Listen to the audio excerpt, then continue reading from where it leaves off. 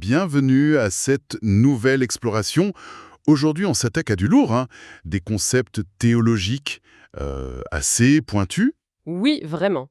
On va puiser dans une lecture particulière de textes comme la Genèse, Éphésiens, Romains. C'est ça. On va parler création, chute, libre arbitre, prédestination, le plan divin, selon cette interprétation spécifique. Et c'est important de le souligner, hein. Ce sont des textes d'interprétation, une exégèse, pas une vue d'ensemble de toutes les théologies. Exactement. C'est une perspective donnée avec ses propres codes. Tout à fait. Notre mission, si on l'accepte, eh bien, c'est de décortiquer un peu tout ça. Voir comment s'articulent Dieu, Adam, le Christ, la liberté, le destin. Un sacré programme. Bon, alors, décortiquons ça. Le point de départ de ces textes est déjà assez déroutant. Ah oui, qu'est-ce qui vous surprend? Cette idée d'Adam créé non pas dans le jardin, mais en Hadès, avec un rôle déjà défini. Effectivement, c'est assez spécifique. L'Hadès ici, faut pas le voir comme l'enfer punitif, hein, Non, plutôt un lieu lié à la condition mortelle. à l'attente. C'est ça. Et c'est mis en lien avec l'expulsion future du jardin. Ça change la perspective d'emblée. Adam devient une sorte de passage. Un chemin vers quelqu'un d'autre. Exactement. Un maillon, une étape vers le dernier Adam, le Christ. C'est une clé de lecture fondamentale ici. Adam n'est pas une fin en soi. D'accord. Et dans ce contexte, l'arbre de la connaissance, il prend un sens particulier, j'imagine. Tout à fait. Quand Adam mange le fruit, ce n'est pas juste « Ah, je sais ce qui est bien ou mal ». C'est une prise de conscience plus brutale. De réalité, vous disiez. Oui. D'abord, son idolâtrie. Le texte le lit comme excommunique. Il réalise qu'il aime Ève plus que Dieu. Une rupture, quoi. Une rupture de l'ordre voulu. Voilà. Et deuxièmement, lié à ça, il prend conscience de sa condition de mortel. Pas juste la peur de mourir, mais le fait qu'il est mortel. Il n'a pas la vie en lui-même. Un choc existentiel, donc. C'est ça. L'idolâtrie qui révèle la mortalité. C'est là que ça devient vraiment intéressant. Ce n'est plus juste une faute, c'est une révélation sur sa nature profonde. Exactement. Et cette double claque, je suis idolâtre et mortel, ça crée un manque terrible. Le besoin de l'arbre de vie. Précisément. Et cet arbre de vie, dans cette lecture, c'est le Christ. L'arbre de la connaissance, lui, qu'on peut voir comme la loi. Son rôle, c'est de révéler le problème, l'idolâtrie, le péché. C'est ça. En montrant la maladie, il pointe vers le remède nécessaire, le dernier Adam. Donc la loi n'est pas là pour rendre parfait, mais pour faire comprendre le besoin d'aide extérieure, divine. C'est tout à fait l'idée. Elle expose l'incapacité d'Adam, et ça prépare le terrain pour la solution divine. Et cette solution, c'est le Christ, l'arbre de vie lui-même. Pas juste un symbole. Non, non, l'incarnation de la vie. Et pour y retourner, ce n'est pas simple. Il y a un chemin décrit. Oui, il faut traverser les chérubins qui gardent l'accès. Qu'est-ce que ça symbolise, ça? L'épée flamboyante? Ça symbolise la justice divine, le jugement. Il faut une expiation. On ne revient pas comme ça. Il faut que la justice soit satisfaite. Voilà. Traverser les chérubins, ça veut dire passer par l'œuvre d'expiation du Christ. Et après ça, Il faut renaître, être engendré à nouveau par lui. c'est ça, une transformation radicale, pas un simple coup d'éponge. Expiation et renaissance. Ok. Et il y a ce parallèle inversé sur la mort des deux Adams, qui est très fort. Ah oui, c'est un point crucial. Le premier Adam meurt, à cause de son péché, son amour idolâtre pour Ève. C'est la conséquence. Logique, en quelque sorte. Et le dernier Adam, le Christ, il meurt aussi, mais par amour pour le premier Adam, pour l'humanité. Pour expier justement le péché qui a causé la mort du premier. Voilà, c'est un renversement complet. L'un meurt par amour désordonné, l'autre par amour rédempteur, qui répare. C'est puissant comme image. Exactement. Ce qui est fascinant ici, c'est cette symétrie sacrificielle inversée, comme vous dites. C'est un miroir théologique qui structure toute cette vision du salut.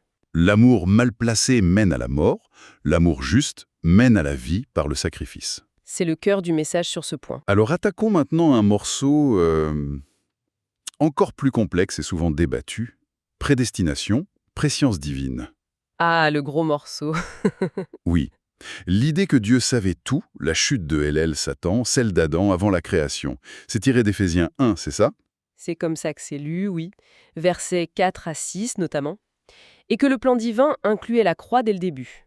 Pas comme un plan B donc. Non, comme le moyen prévu pour tenez-vous bien, achever le libre arbitre des créatures. Achever le libre arbitre par la croix. Ça demande explication. C'est le point nodal. La préscience, la connaissance parfaite et éternelle par Dieu de tous les futurs, y compris nos choix libres, c'est le postulat de base. Dieu sait tout d'avance. Voilà. Et la prédestination découle de ça. Ce n'est pas vu comme arbitraire, mais comme Dieu sachant d'avance qui répondrait oui à son appel en Christ. Il les a choisis et destinés à être comme son Fils, avant même la création. C'est l'idée, basée sur la préscience du choix libre. Et qui sont ces choisis? Les textes sont précis là-dessus. Il parle des martyrs comme premiers fruits, ceux qui témoignent jusqu'au bout. Il y a même ce chiffre symbolique, 144 000, pour les derniers premiers fruits. D'accord. Et le but de cette prédestination, ce n'est pas juste sauver quelques-uns? Non, c'est double. D'abord, prouver la vérité et la justice de Dieu face aux accusations, disons, cosmiques. Et deuxièmement, paradoxalement, amener le libre arbitre à sa pleine réalisation. Son achèvement. Oui, si on relie ça à la vue d'ensemble, toute l'histoire, chute et rédemption comprises, c'est une sorte de scène pédagogique divine. Pour révéler sa nature et permettre un choix vraiment libre car éclairé. C'est ça l'idée maîtresse derrière. D'accord, mais là, on touche au nœud du problème, non? Si Dieu sait ce que je vais choisir demain, en quoi suis-je encore libre? Ah, la question à 1 million. Comment ces sources résolvent cette tension? Parce qu'elle semble insoluble. Elle propose une articulation. Bon, faut suivre. Déjà, la préscience n'annule pas la liberté. L'image, c'est un peu le maître d'échecs qui anticipe tout mais ne force pas le coup de l'adversaire. Il utilise nos choix connus, il ne les cause pas pour violer notre volonté. C'est ça? Fondamentalement oui. Ensuite, point clé, l'obéissance parfaite, après la chute, c'est impossible par nos propres forces. Il faut la grâce. L'aide divine. Sans elle, on ne peut pas choisir le bien durablement. Exactement. Mais alors, où est le libre arbitre? Oui, ou? Il est dans l'étape d'après. Accepter ou refuser cette grâce offerte. La capacité vient de Dieu, mais l'acte d'accueillir ou rejeter, c'est le nôtre. Ah, d'accord. La liberté n'est pas dans la capacité d'agir bien seul, mais dans le oui ou le non à l'aide de Dieu. C'est exactement ça. Et là, ça devient encore plus fort. Dieu, sachant d'avance qui accepterait la grâce, Il la leur donne nécessairement pour qu'ils soient sauvés. oui, nécessairement, pour sa justice. Il ne pourrait pas refuser l'aide à quelqu'un dont il sait qu'il l'utiliserait bien. Ça frôle le déterminisme quand même. La tension reste, c'est sûr. Mais l'argument, c'est que la prédestination est fondée sur la prescience du choix libre. Et pour ceux dont il sait qu'ils refuseront, Il leur donne quand même une grâce. oui, une grâce dite suffisante. Assez pour les rendre responsables de leur refus, mais pas assez efficace pour les forcer à accepter. Et pourquoi leur donner cette grâce suffisante s'il sait qu'ils vont la refuser? Pour la pédagogie et la justice. Pour montrer, au jugement dernier surtout, que leur perte vient de leur choix, pas d'un manque d'amour ou de possibilité de la part de Dieu. Pour que sa justice soit comprise par tous les autres, les anges, les élus. Exactement. C'est cette séquence. Prescience, prédestination basée sur la prescience, appel, justification par la grâce acceptée, glorification, qu'on lirait dans Romains 8, versets 29-30. La prescience est la clé. C'est logique dans son propre système, même si ça défie notre entendement. Parlons du plan final alors. Éphésiens 1. Réunir toutes choses en Christ, ciel et terre. C'est immense comme vision. Oui, c'est la récapitulation universelle. Et du point de vue de Dieu hors du temps, c'est déjà fait. Le but est atteint. Mais pour nous, dans le temps, ça se déploie petit à petit. Dieu le révèle progressivement. C'est ça. Et l'Église a un rôle là-dedans, selon Éphésiens 3. Lequel? C'est par le moyen de l'Église que la sagesse infiniment variée de Dieu est manifestée. Aux puissances célestes, aux anges. L'Église enseigne les anges sur la sagesse de Dieu. C'est étonnant. Oui, c'est une idée forte.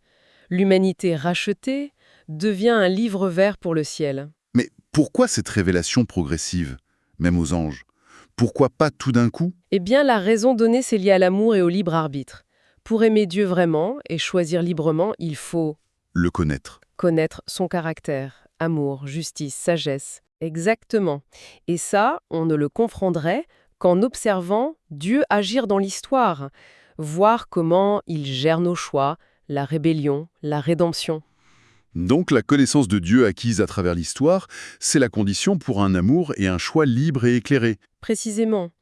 Et cette compréhension, elle ne sera totale qu'au jugement final, quand tout sera révélé. Chaque acte, chaque parole, La transparence absolue. oui, pour que tous voient la justice parfaite de Dieu et son amour immense. C'est seulement là que l'univers pourra adhérer pleinement et librement au règne du Christ. Hmm. Cela soulève une question importante sur cette nécessité de l'histoire, du temps, de l'épreuve, pour que l'amour et le libre arbitre aient un sens profond. Sans cette révélation dans le temps, l'amour serait peut-être aveugle, et le choix, un pari. C'est une perspective vertigineuse. Bon, si on récapitule un peu les grandes lignes qu'on a suivies, d'après ces sources. Oui, allons-y. On a vu cette trame unifiée, premier Adam en Hadès, étape vers le Christ, chute par idolâtrie. Puis le dernier Adam, Christ, arbre de vie, qui rachète par amour sacrificiel. Tout à fait. Les deux Adams en miroir inversé. Ensuite, cette danse complexe entre la grâce divine, nécessaire pour obéir, et le libre arbitre, qui serait dans le fait d'accepter ou refuser cette grâce. C'est ça. La capacité vient de Dieu, le choix d'accueillir est nôtre. Et enfin, la prescience de Dieu qui lui permettrait d'orchestrer ce plan cosmique centré sur Christ, connu d'avance mais révélé progressivement. Oui, pour permettre une adhésion libre et éclairée de tous, au final. Alors, qu'est-ce que tout cela signifie au fond, si on devait résumer le message central de cette lecture? Le message, c'est que l'histoire n'est pas un chaos. C'est une scène, orchestrée par Dieu, avec une sagesse profonde. Il utilise nos choix libres, qu'il connaît d'avance. Pour tisser... Son plan rédempteur et pédagogique. Voilà. Le but, c'est pas juste d'être juste et aimant, mais que sa justice et son amour soient compris, reconnus et finalement embrassés librement par tous. Pour établir un univers basé sur un amour vrai, fondé sur la vérité connue. C'est ça. Dans cette optique, prédestination et libre arbitre ne s'opposent plus frontalement. Ils coopèrent dans ce plan divin complexe. D'accord. Ça donne à réfléchir. Et pour finir, une petite question, peut-être un peu provocante, qui découle de tout ça. Je vous écoute. Si, dans ce cadre, toute bonne action, toute obéissance vient de la grâce reçue, parce qu'on est incapable par nous-mêmes, mais que l'acceptation de cette grâce reste notre choix libre, Où voulez-vous en venir ? qu'est-ce que ça dit sur notre responsabilité personnelle, au fond? Et où est la valeur d'une bonne action? Est-ce que c'est 100% la grâce divine, ou est-ce qu'il y a une valeur propre, un mérite, dans le simple fait d'avoir dit oui à cette grâce? Ah, la question de la part de Dieu et de la part de l'homme dans le bien. Exactement. C'est vertigineux. De quoi nourrir nos propres réflexions, je pense.